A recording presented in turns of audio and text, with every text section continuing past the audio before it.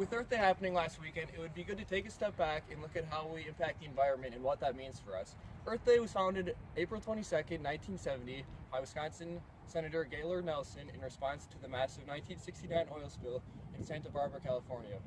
On the first Earth Day, 20 million Americans took to the streets, parks, and auditoriums to demonstrate for a healthy, sustainable environment in massive coast-to-coast rallies.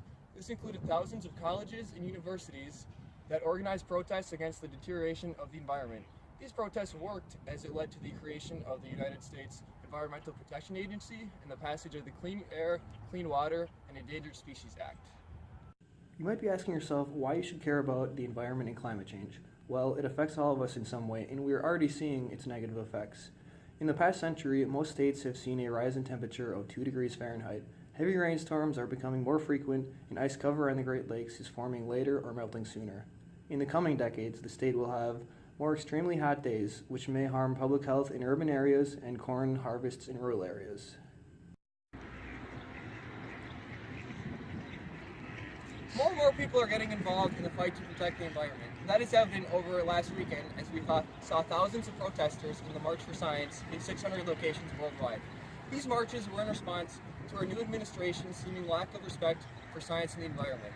For starters, the new head of the Environmental Protection Agency is a climate change skeptic who sued the agency 14 different times during his time as the Attorney General of Oklahoma.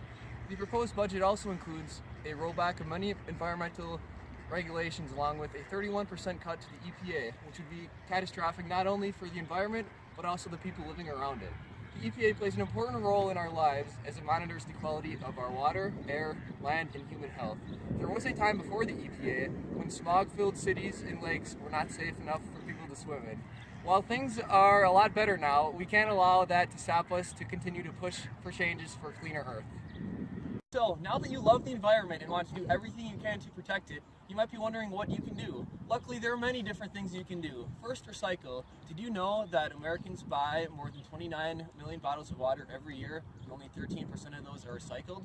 This is a problem because materials like plastic water bottles on average take 450 years to decompose. Recycling keeps harmful materials out of landfills as well as reduces the need for extracting, refining, and processing raw materials.